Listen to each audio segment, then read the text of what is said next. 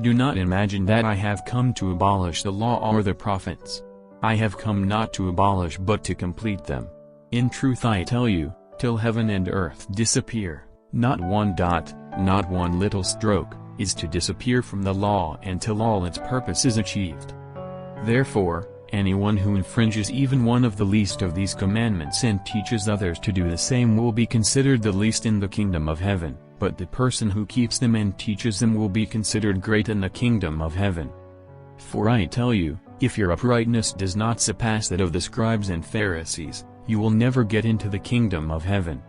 You have heard how it was said to our ancestors, "You shall not kill, and if anyone does kill he must answer for it before the court." But I say this to you, anyone who is angry with a brother will answer for it before the court, anyone who calls a brother fool will answer for it before the Sanhedrin, and anyone who calls him traitor will answer for it in hellfire.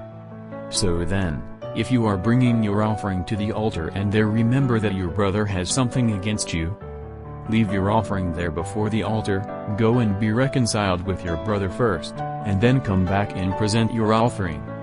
Come to terms with your opponent in good time while you are still on the way to the court with him, or he may hand you over to the judge and the judge to the officer, and you will be thrown into prison. In truth I tell you, you will not get out till you have paid the last penny.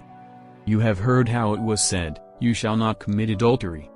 But I say this to you, if a man looks at a woman lustfully, he has already committed adultery with her in his heart. If your right eye should be your downfall, tear it out and throw it away, for it will do you less harm to lose one part of yourself than to have your whole body thrown into hell.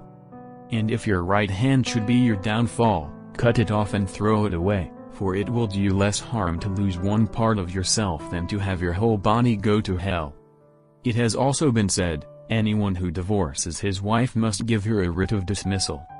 But I say this to you, everyone who divorces his wife, except for the case of an illicit marriage, makes her an adulteress, and anyone who marries a divorced woman commits adultery. Again, you have heard how it was said to our ancestors, "You must not break your oath, but must fulfill your oaths to the Lord."